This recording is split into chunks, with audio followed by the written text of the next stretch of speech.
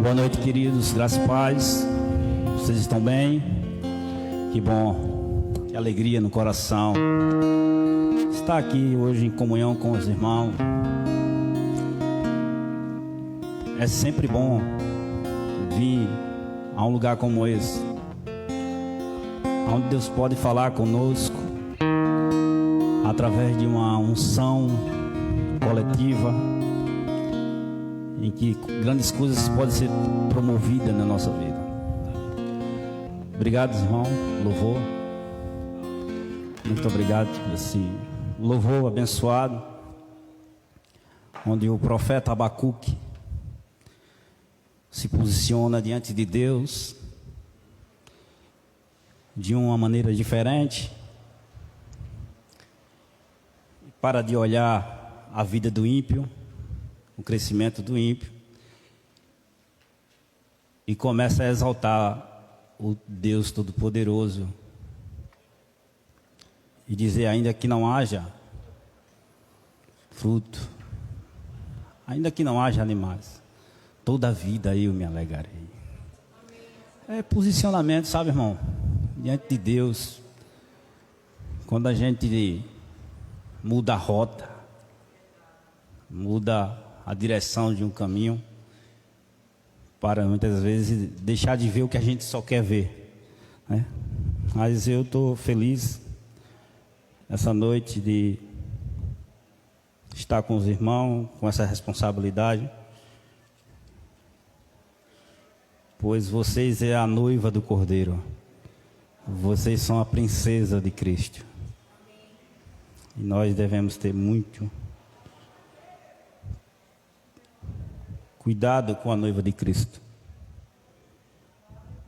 porque um dia nós temos que apresentar-se e apresentar diante de Cristo, né, com bastante zelo.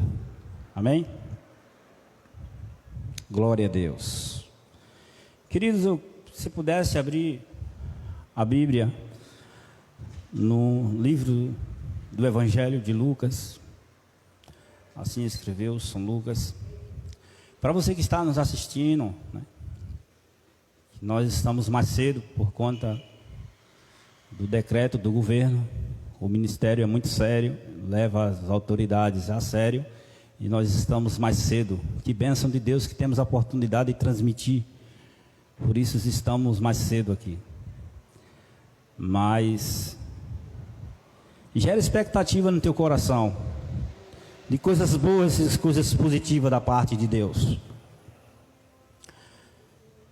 No Evangelho de Lucas, capítulo 18, o verso 18, que diz assim: ó, certo homem de posição perguntou-lhe: bom mestre, que farei para herdar a vida eterna? Respondeu-lhe Jesus: por que me chamaste bom? Ninguém é bom, senão um, que é Deus. Sabeis os mandamentos: não adulterarás, não matarás, não furtarás, não dirás falsos testemunhos, honra teu pai e tua mãe. Replicou ele: tudo isso tenho observado desde a minha juventude. Ouvindo-lo, Jesus disse-lhe: uma coisa ainda te falta. Vende tudo o que tens, dai aos pobres, e terás um tesouro no céu. Depois vem e segue-me. Mas ouvindo isso, ele, estas palavras, ficou muito triste, porque era riquíssimo. Jesus, vendo-o assim triste, disse: quão dificilmente entrarão no reino de Deus os que têm riqueza. Porque é mais fácil passar um camelo pelo fundo de uma agulha do que entrar um rico no reino de Deus. Amém?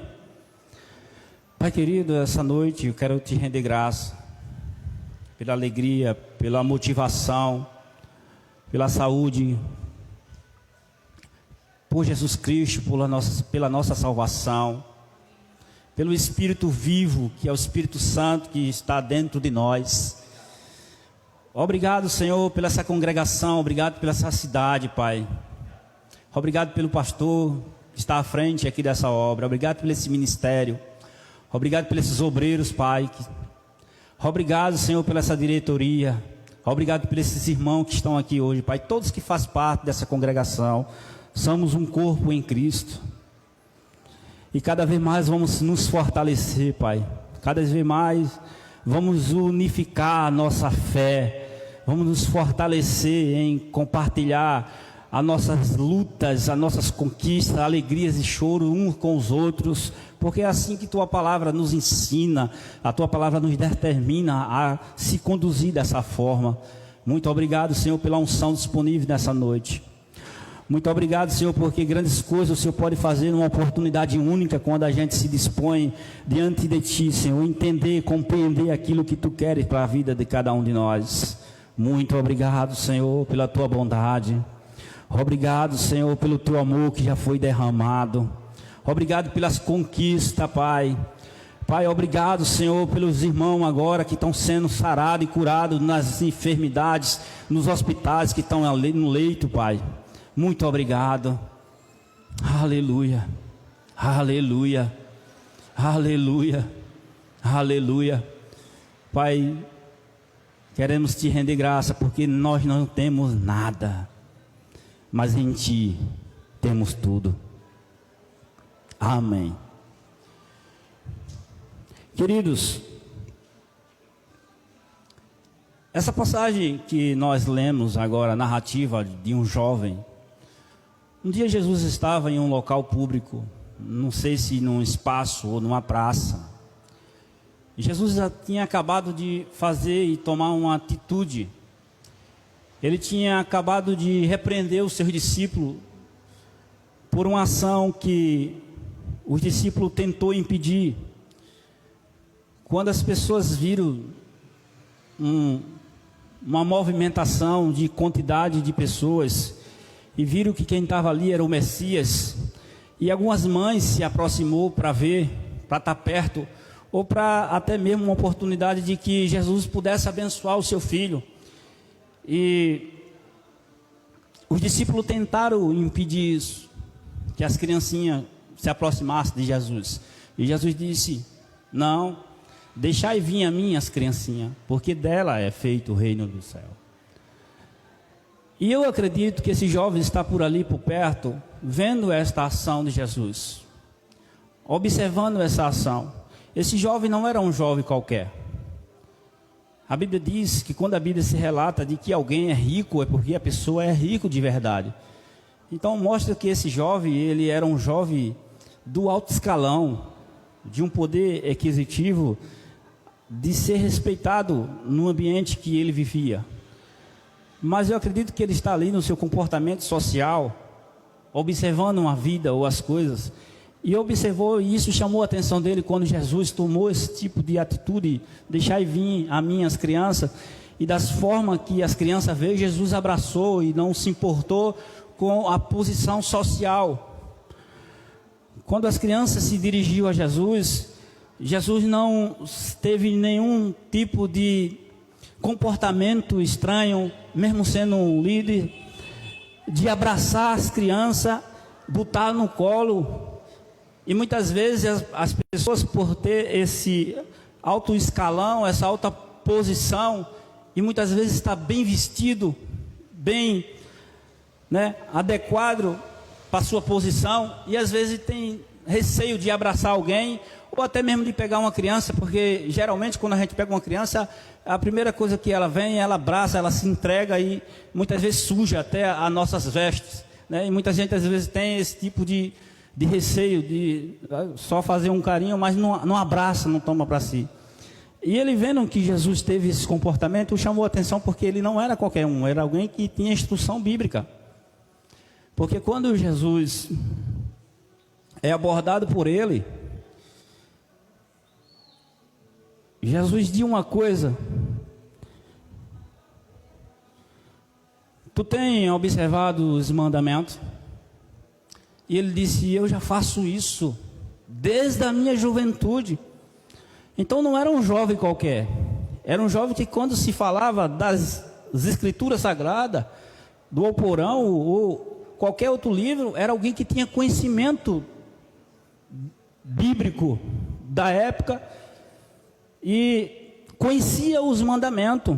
Era alguém que tinha legalidade, era alguém que se posicionava diante de uma situação para reivindicar os seus direitos de conhecimento. Dizer, você está se tratando disso, está se falando disso, mas eu sei, tenho conhecimento dessa área. Então não era qualquer um. E o que ele foi até Jesus, isso mostra que, mesmo ele tendo toda essa instrução, essa formação de conhecimento, né, teológico, como podemos falar na linguagem de hoje, toda essa formação, havia uma dúvida sobre salvação, sobre herdar a sua vida no reino de Deus. Esse tipo de conhecimento aqui não trazia nenhuma segurança para ele. É tanto que a abordagem dele é: o que faço eu? O que é que eu faço, mestre? Então só o conhecimento, irmão, não trazia esse crédito, e essa dúvida ele carregava consigo. E Jesus disse a ele: tu tem observado? E ele disse: sim, desde a minha juventude conheço isso de começo a fim, de cada um dos mandamentos, e eu tenho praticado isso. Então não há erro em mim, mas eu preciso saber. Aí Jesus disse assim: uma coisa te falta. Vende todo os teus bens e dai aos pobres, e tu já automaticamente terás um tesouro no céu. Jesus não pediu para ele se desfazer, Jesus pediu para ele fazer uma troca. Tu vai pegar a tua riqueza aqui, tu vai pegar os teus bens aqui, e tu vai se desfazer dele aqui, mas essa contabilidade vai ser creditada no céu. É só uma questão de entendimento. É muito difícil, e a gente vai entender isso, esse tipo de entendimento e compreensão sem ser pelo Espírito. Jamais um homem carnal vai entender que ele vai ter um tesouro no céu. E ser rico não é pecado. Ter riquezas e ter bens aqui não é errado, irmão. A questão é a maneira que eu adquiro essa riqueza, como eu estou conduzindo, e a que ponto a minha alma está apegada com essas coisas. Então, você ser uma pessoa de posse, de riqueza, não tem nada de errado com isso. Deus quer isso para a sua vida, amém? Deus quer ver você bem, quer ver você rico, quer ver você milionário. A questão é o entendimento. Quando maturidade e entendimento chega, as bênçãos vão chegar junto. A questão é que Deus não quer nos dar uma riqueza a chegar a este ponto, de um dia Ele precisar que nós se desfaça ou se desapegue, e haver uma tristeza tamanha de a gente abdicar ou abandonar, seguir Jesus. Então esse jovem era muito rico, e mexer com uma riqueza de um homem que é natural é complicado.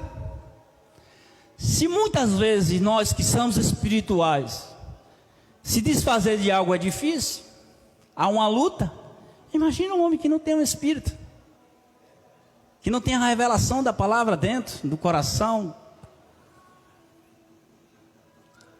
Mas deixa eu te falar uma coisa, eu estou te falando isso porque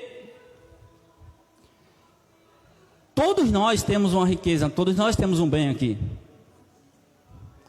todos nós temos a bênção de Deus e temos uma riqueza aqui. E eu tenho certeza do que eu estou falando, que cada um de vocês tem bens materiais aqui.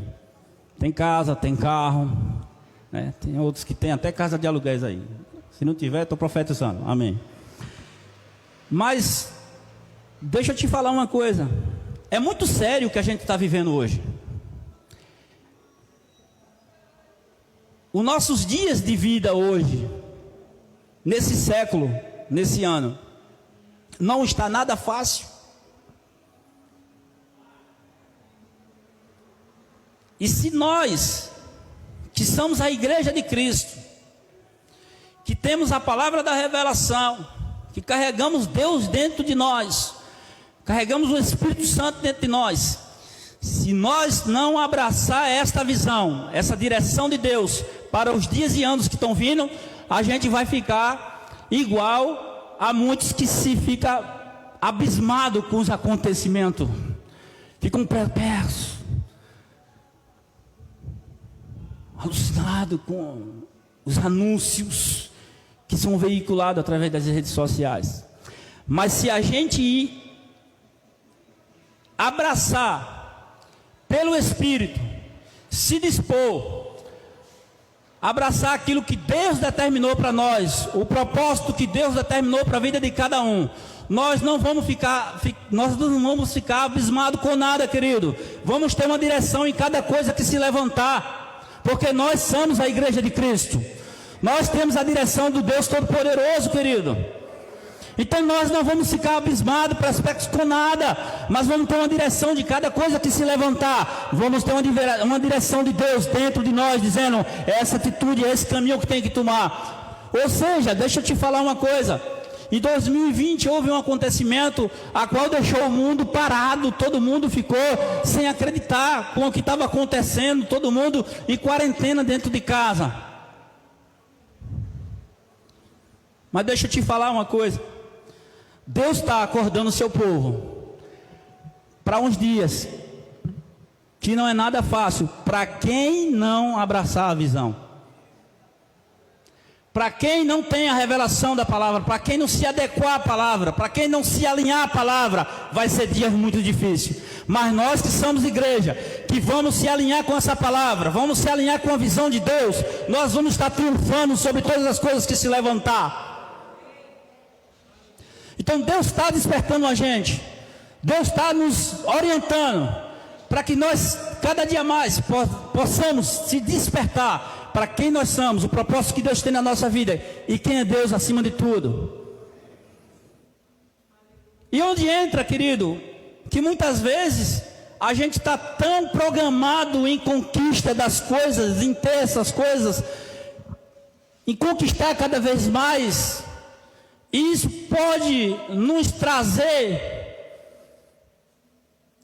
ou nos roubar daquilo que Deus está orientando, da direção de Deus para as coisas que vão vir. Eu estava conversando com o pastor Jadelski, meu pastor, e ele me relatou uma coisa: a igreja nunca cresceu tanto como cresceu em 2020. Na questão financeira, na questão da relação com os irmãos, na comunhão, nunca houve um crescimento. Ele disse, tantas coisas que eu tentei alinhar dentro da igreja, e por minhas forças isso eu não consegui, e de repente em 2020, por naturalidade dos dias, as coisas foram se alinhando, foi se ajustando, sem ser da minha força. Deus liberou em 2020, irmão, um sinal, e não vai parar de sinalizar para o que vem acontecer aí nesses próximos anos, e é coisa séria. Mas a igreja que abraçar a visão, que abraçar a direção de Deus, as instruções de Deus, a igreja vai ser triunfante sobre essas coisas. As pessoas que acham que sabem de tudo, que pensam que são os mestres da ciência, que vai trazer resultados para tudo, eles vão se encontrar perdidos, pedindo instrução dentro da igreja, a homens de Deus. Isso não vai demorar muito tempo, querido.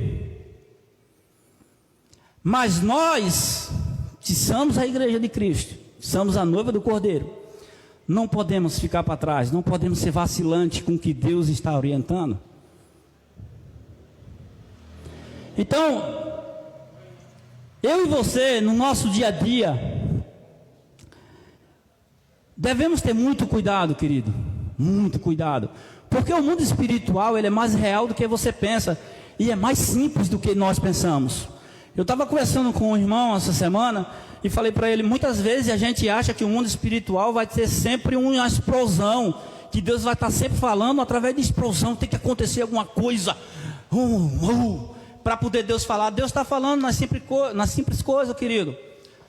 Não vai por esse caminho, vê o que tem dentro da palavra, vê o que está sendo liberado em instrução para tu, vê algumas coisas que precisam ser revistas, repara algumas coisas que precisam ser reparadas. Querido, não tem coisa mais rica do que você tem dentro de você. Tem coisa que não precisa, ninguém está falando. É porque a gente somos insistentes e teimoso demais. Mas as instruções divinas estão vindo dentro de nós. Quando uma coisa que não condiz com a palavra está se levantando, querido, logo, se você perceber, se você for sensível à voz que está dentro de você, você vai ver logo Deus dizendo, isso não dá certo, isso vai dar errado, isso vai ter lá na frente problemas seríssimos para você. Mas muitas vezes a gente não quer, fica querendo botar dúvida se é Deus que está falando ou não. Deus está chamando a gente, querido, para um ajuste. Não há mais tempo a perder. Você e eu temos que decidir de uma vez por todas, se entregar no único caminho que é Cristo e se lançar a Ele. Porque foi para isso que você foi gerado, foi para isso que você nasceu, foi por isso que você está aqui. Você veio a esse mundo com este propósito de se lançar a um chamado em Cristo Jesus. E a gente está chegando nesse momento em que Deus está nos tentando nos acordar dia após dia. Se você acordar de manhã, você vai ver que se você se dispor a esse mundo espiritual, se lançar em Deus, você vê o quanto isso vai ser vivo na tua vida, o quanto isso vai ser real, e quanto isso vai trazer direção diária para você. Não precisa receber ligação de ninguém, é só se dispor. Senhor, eis-me aqui, eu estou aqui, eu quero viver o que o Senhor determinou para a minha vida, eu quero me encontrar nessas coisas, nessas tuas direções. E você vai ver que esse mundo espiritual está mais vivo dentro de você do que você imagina. Está mais vivo dentro de você do que aqui em cima do púlpito. Está mais real na tua vida do que os planos que você planejou. Está mais vivo na tua vida do que as promessas que os homens te fizeram. E Deus está nos acordando para isso. Quando Deus tirou o seu povo do Egito, não foi fácil para aquele povo, mesmo sendo um povo separado, um povo que servia ao Deus Todo-Poderoso, ver o sofrimento de pessoas que eles viveram perto, compartilharam história de vida, não foi fácil para eles. Foram dias difíceis para o povo hebreu também, mesmo na terra de gases separada, mas viam o sofrimento de muitos que compartilharam, fizeram uma amizade, tiveram um elo de amizade ali, foram construídos. Eles não eram um povo tão inimigo assim. Existia os que era os carrascos mesmo, que não considerava, não tinha sentimento nenhum, mas tinha algum entre eles que tinha, irmão, elo de amizade, então não foi fácil. Mas quando eles saíram de lá, quando Deus tirou o seu povo, é como Deus estivesse dizendo assim: eu estou tirando vocês dessas condições, desse lugar de escravidão, e vou te levar para um mundo onde vai ser um mundo de verdade. Que mundo de verdade é esse? Onde vocês vão depender totalmente de mim. A Bíblia diz que Deus, de noite, Deus era uma coluna de fogo, irmão, guiando o seu povo. De dia, ele era uma coluna de sombra, uma nuvem que trazia sombra para o seu povo e ao mesmo tempo o guiava. O povo, quando chegava o alimento, não precisava dizer, irmão, não precisava falar que estava com fome. Deus sabia a hora que e a necessidade de cada um de vocês. Deus estava chamando o seu povo para uma totalmente dependência dele, uma totalmente confiança nele. Essa chamada de Deus, para dizer, eu posso bancar vocês, eu posso livrar vocês, vocês não estão só, vocês têm um dono, e eu posso bancar cada detalhe, cada deficiência, cada carência, cada coisa que você necessita, você precisa, eu posso bancar isso, você só precisa confiar em mim, viver nessa dependência. E nesses dias, irmão, não está sendo diferente. Todo aquele que Deus gerou aqui para um propósito, Deus está chamando para um ajuste. Deus está chamando para uma linha, uma reta final. E não fique com medo, porque muitas vezes você escuta pregador dizendo isso, é como Deus fosse te pegar, que Deus fosse um carrasco e ia prestar conta contigo. Jamais Deus vai fazer isso com você, querido. Deus vai te trazer a um momento aonde a palavra vai nos desmontar de uma cultura que nos construiu incrédula, de uma cultura que nos construiu em bens materiais, que nos conduziu até a troca dos verdadeiros valores que foram invertidos. E Deus está nos conduzindo a essa reta final, essa linha para nos mostrar e nos conduzir, dizer assim, este é o teu caminho, não há outro. Esta é a vida que eu preparei para tu, uma vida de bênção, de alegria, de saúde, de prosperidade, de estar por cima e não por baixo, de orientar, de influenciar pessoas e não ser influenciado.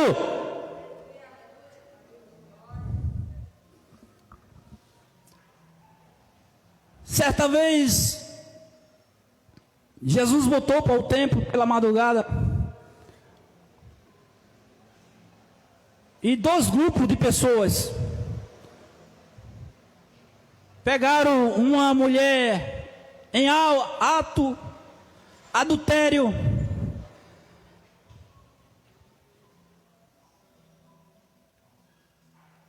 e eles se chamavam escribas e fariseus,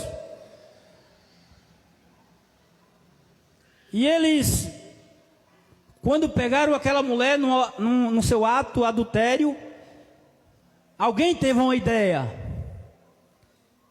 de levar à presença de Jesus, mas a ideia de levar à presença de Jesus era tentando incriminá-lo, Jesus, tentando pegar Jesus contra a lei, para poder julgar Jesus. E todos compraram a ideia. Disseram, onde é que ele está? Alguém falou, está em tal lugar ensinando, tem um povo ao redor dele lá, e ele está lá ensinando esse povo. Então vamos conduzir essa mulher para lá. Vamos agora imprensar ele agora, vamos ver se ele tem uma saída para essa situação agora. E esses 2 grupos se uniram, levaram a mulher e colocaram no meio de todos, perto de Jesus, e disse, esta mulher foi pega no ato, foi pega em flagrante, em adultério, e na lei, nos manda Moisés apredejar. E tu, o que dizem? O que é que tu tem a dizer dessa situação? E Jesus, ele se inclina e começa a escrever no chão, acredito que na areia, e eles constantemente insistindo, e Jesus diz uma palavra, aquele entre vós, que estiver sem pecado, que seja o primeiro a tirar a pedra. E Jesus volta a escrever novamente. Sabe que está todo mundo agitado, a mulher está sobre um julgamento, todo mundo com uma pedra, a fim de lançar uma pedra naquela pecadora, que porém, de pior ou de melhor dos demais que ali se encontrava, não era pior nem melhor, se encontrava numa situação de vida igual aos outros, só que o pecado dos outros estava oculto, porque eles estavam bem apresentáveis diante de uma lei. Eles, antes de fazer isso, eles fizeram uma autoanálise de vida, para que ninguém encontrasse também nenhuma falha de adultério, de erro, que pudessem julgar. Então, diante de uma sociedade que eles estavam apresentáveis, se parecia ser certo e justo, mas eles foram conduzidos a um homem chamado Jesus, ao qual ele nunca tinha ficado frente a frente. E Jesus diz a eles assim: se vocês não têm erro, se vocês não têm pecado, então atire a primeira pedra. E Jesus baixou de novo e voltou a escrever. E a Bíblia diz que do mais velho ao mais novo, ele começou a soltar a pedra. Sabe que eu vejo Jesus aqui, querido. Se Jesus quisesse sentar numa cadeira naquele dia, naquela hora, e expor a vida de cada um, e dizer assim: hoje tu fizesse isso de errado, hoje tu erraste nisso, tu erraste nisso, Jesus ia pegar todos eles de calça curta, porque todos eles tinham uma vida de pecado, todos eles tinham erro, mas aparentemente, né, a roupagem escondia, ocultava isso. Mas Jesus lançou uma palavra, e é sobre isso que eu quero falar aqui. Que Jesus não constrange, nem lança em rosto. E quando eu falo que Deus está chamando a gente para uma linha reta, um funil mesmo, onde vai passar só você e Ele lançando palavras sobre a minha vida, sobre a tua vida, para a gente se desmontar por dentro e dizer: esta vida eu não quero mais, isso não me pertence. A consciência vai nos conduzir a isso, querido. Porque a Bíblia diz que por si só a cobrança veio sobre a sua consciência. E eu creio aqui que isso não foi rápido. Houve uma briga, uma discussão entre o que eu quero alegar e o que Jesus falou. O que eu quero alegar diante do que Jesus falou, ou seja, o que eu quero me justificar, achando que eu estou certo sobre as coisas. Mas toda vez que essa discussão espiritual vinha, sempre a palavra de Jesus sobressaía. Ele não tinha argumento de querer e poder falar nada. Talvez muitos que se levantaram e dizer: não, mas eu não estou errado, eu estou certo, eu não tenho pecado. Mas toda vez que o pensamento vem, a palavra de Jesus sobressai, ela está sempre por cima, porque Jesus sabe a palavra que lança para nos desmontar por dentro e reconstruir a nossa vida espiritual. Então, nesses dias, eu creio que Deus está trazendo instrução para nós, para que nós assumimos de uma vez por todas a nossa posição nele.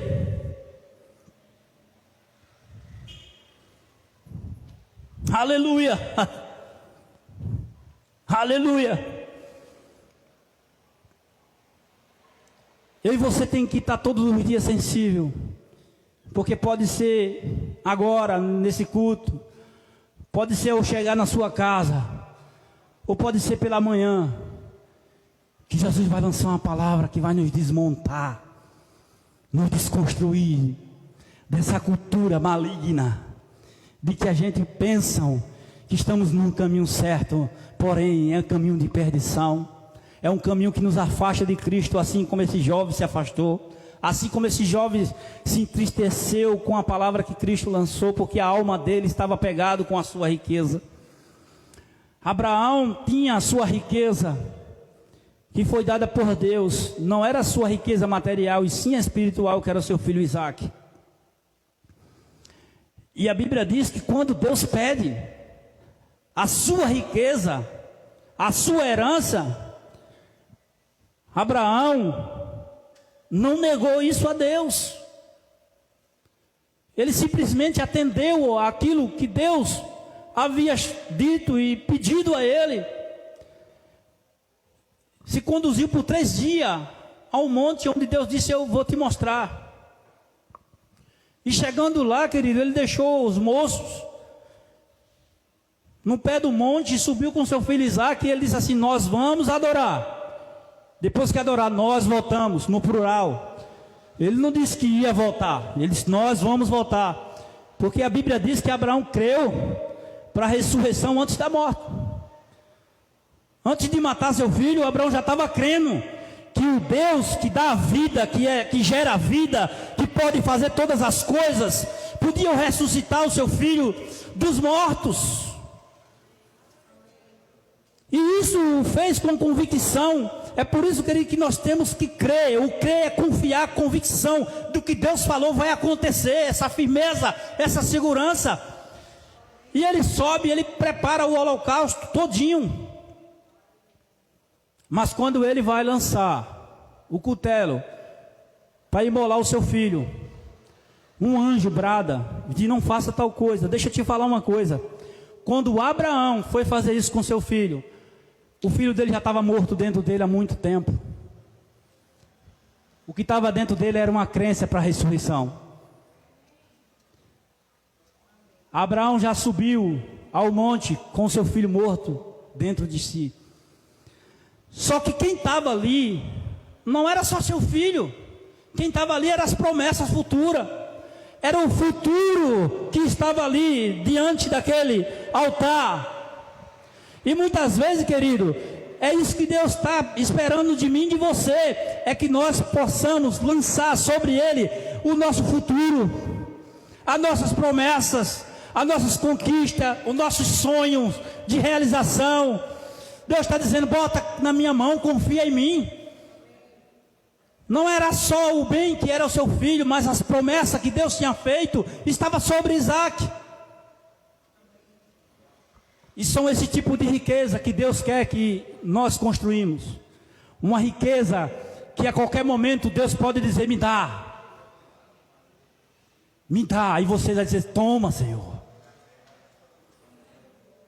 Esse entendimento que eu e você tem que ter é que não é errado construir riqueza, mas uma riqueza construída na direção de Deus, que a qualquer momento Deus diz assim: olha, eu preciso disso, e você vai dizer: eis-me aqui, Senhor, toma. É uma riqueza que te aproxima cada vez mais de entrega a Deus. Você compreende isso, querido? E Jesus diz àquele jovem: vende tudo e dá aos pobres. Ele ficou muito triste, ele se afastou de Jesus, perdeu a oportunidade de ser um discípulo. E Jesus disse: vem, segue-me, vem ser um discípulo meu, vem aprender comigo o que é a vida de verdade, o que é uma alegria de verdade, o que é uma riqueza de verdade, o que é uma vida espiritual, a qual as coisas contrárias se levantam e você começa a rir e dar graças a Deus, porque isso já foi resolvido. E ele sai de perto de Jesus. E Jesus diz assim: é mais fácil um camelo entrar por um buraco de agulha do que um rico entrar no céu.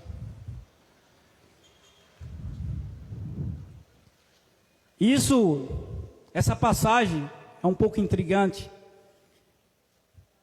porque alguns estudiosos tem algumas versões e defende alguma tese sobre essa pronúncia de Jesus, de um rico, de ser mais fácil um camelo passar por um buraco de agulha, de que um rico entrar no céu.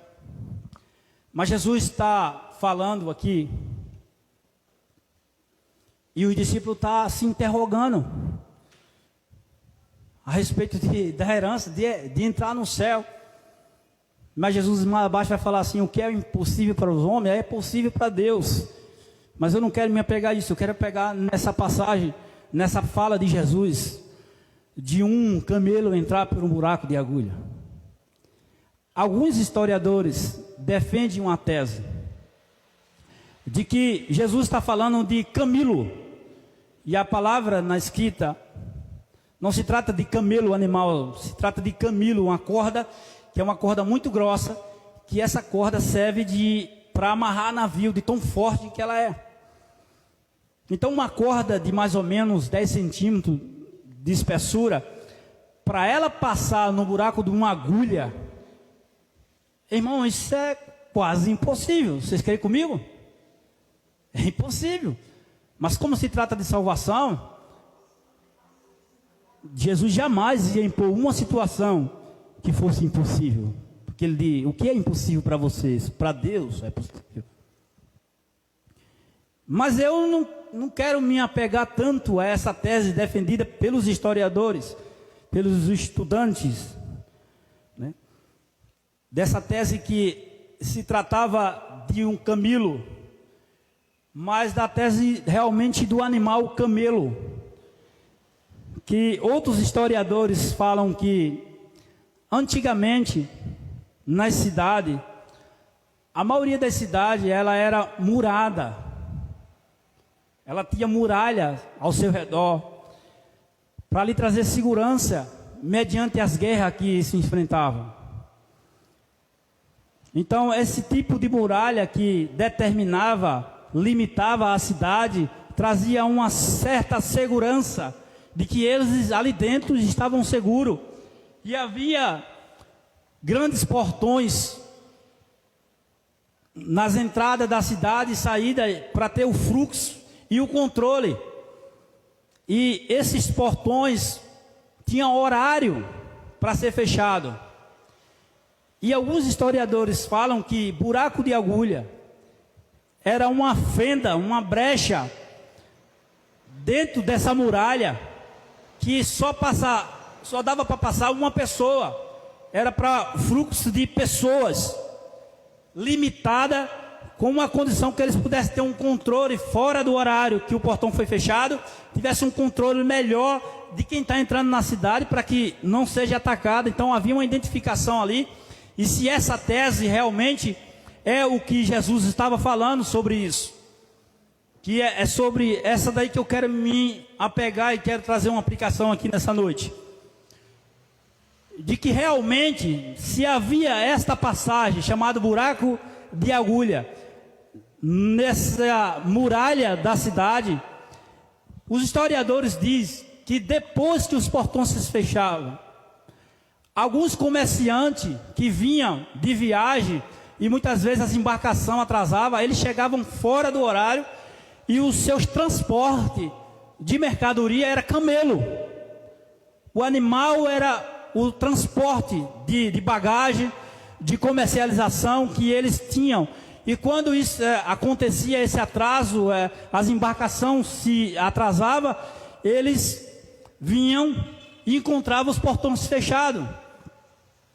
E por essa situação, eles falam que eles tiravam tudo do camelo, todos os bens que estavam ali carregando, todo o comércio que vinha ali, todas as bagagens que estavam em cima do camelo, deixavam o camelo sem nada. E ele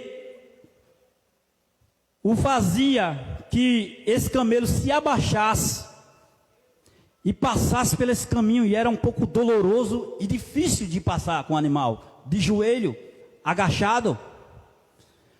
Eles falam essa tese, e é uma das teses que eu mais me apropriei dela, de que esses homens, quando vinham de viagem, com essa bagagem, que encontravam os portões fechados, para passar para o outro lado da cidade, para ter a sua vida segura, eles tiravam a bagagem e conduziam esse animal. E ao fazer isso, eu entendo que um animal, quando se ajoelha, tem uma posição e uma atitude de se humilhar, de humildade, de se abaixar, para poder entrar e passar por esse caminho. Primeiro que ele tem que atender ao seu Senhor. Primeiro que ele tem que seguir as instruções a que ele foi domesticado, foi orientado. Segundo, que ele tem que ser tirado dele toda a sua bagagem. Todos os seus bens que ele carrega tem que ser tirado. Só passa o camelo, não passa outra coisa. E de que maneira ele passa? Abaixado, se humilhando ao seu Senhor. Então eu entendo que essa passagem é Jesus dizendo assim: é mais fácil um camelo, um animal domesticado, ouvir a voz do seu Senhor e se dobrar ao que ele está pedindo, para passar ali sem a sua bagagem, sem a sua riqueza. Jesus está falando que é mais fácil acontecer isso, de que um rico, com a sua bagagem, com a sua riqueza, se desfazer dela, se humilhar, ou ter a humildade de ouvir as instruções do seu Senhor, para alcançar passagem para a sua cidade. É como Jesus estivesse dizendo assim: é mais fácil um animal ter esse tipo de comportamento, de que um homem que tem posses, riquezas, que a sua alma está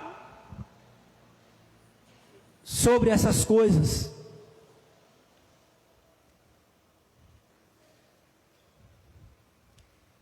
Você concorda comigo, querido? Que quando Jesus disse a ele para ele vender e dar para os pobres, ele preferiu ficar de fora da cidade. Ele não quis ter um comportamento, uma atitude de se desfazer dos seus bens, e ter uma atitude de humildade diante de Cristo, para poder entrar no reino. Porque ele pediu a Jesus: o que faço? E Jesus deu as instruções a ele. Nesses dias, Jesus está fazendo isso com a gente, esperando esse tipo de comportamento nosso, de que a gente possa atender a voz do seu Senhor, a voz daquilo que nós fomos criados, o que nós fomos gerados. E quando o Senhor disser assim é o caminho, se você quer passagem para uma cidade com segurança, você tem que ter esse tipo de humildade, esse tipo de comportamento. Você tem que atender os meus comandos.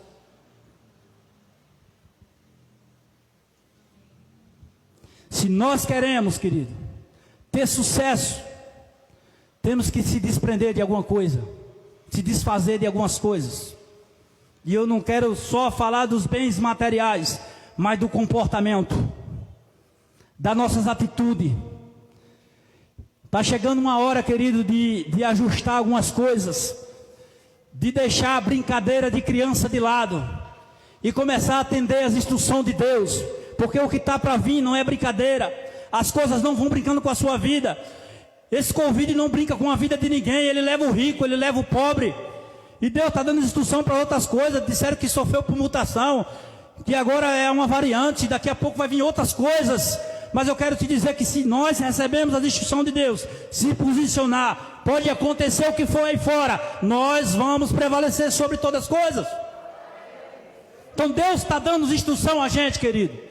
Deus está nos orientando para as coisas que vêm futura, para que nós alinhemos a nossa vida com a palavra, alinhemos a nossa vida com a visão que Ele tem para cada um de nós, que nós possamos se lançar de uma vez por toda nesse chamado, nesse propósito de Deus.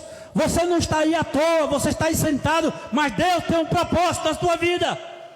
Você carrega o Espírito Santo dentro de você, e Deus conta que isso comece a se mover dentro de você, que essas coisas comecem a criar vida de verdade, comecem a te incomodar e te trazer para uma realidade de uma vida espiritual, a qual Deus está dizendo: foi isso que eu te gerei, foi para isso que eu te chamei. Aleluia! É isso que Deus está esperando de nós. Um ajuste, não de cobrança, mas de uma palavra que nos desmonte por dentro, nos desconstrua, para nos construir numa vida espiritual, uma vida com Ele, como eu com Ele, de direção dEle. As pessoas vão pedir orientação a você, querido. Você crê nisso? Eu me lembro que eu trabalhei na empresa, e as máquinas tinham umas lanças, umas lastres, que quando ela desalinhava, meu filho, as máquinas não davam a mesma produção, caía a produção. E a gente pegava uma marreta pesada e começava a dar porrada para que as hastes pudessem alinhar. E cada porrada que ela ia se alinhando, mas aumentava a produção. Mas mesmo com essa porrada, as coisas não se alinhavam totalmente. Sempre passava 1 milímetro a mais, 1 milímetro a menos, às vezes 1 centímetro. E dessas coisas desalinhadas trazia perca na produção. Mas tinha um momento lá, que este era o momento. Mas isso levava um dia. É quando dizia assim, vai passar o trilho. Oh, glória. Amado, parava a fábrica e vinha um trilho pesado. Ponta e agulha. Ele vinha passando, irmão. E vinha alinhando todas as hastes. Perfeitamente. Numa linha impecável. E quando esse trilho passava, a gente ficava tudo alegre, feliz, porque a máquina ia dar 100%. Mas isso durava um dia. O homem não gostava muito de passar o trilho. Ele gostava que muitas vezes a gente pudesse alinhar com a marreta, ou seja, der um jeitinho, mas as coisas só funcionavam de verdade quando o trilho passava. É isso que Deus vai fazer na minha vida e na tua vida. Vai passar o trilho alinhando todas as coisas que estão imperfeitas. Deus vai passar o trilho nos alinhando, nos conduzindo em espírito. Para viver uma vida plena no espírito. E nós vamos abandonar o que é de errado de uma vez por toda. Vamos abandonar aquelas coisinhas pequenas que a gente sabe que incomoda, que nos tira da presença de Deus. A gente vai abandonar isso de uma vez por toda. Aleluia. Aleluia. O trilho vai vir não para nos machucar, mas fazer a gente produzir a 100% naquilo que Deus nos chamou, 100% no propósito que Deus nos conduziu. Amém? Vocês ainda me amam? Glória a Deus.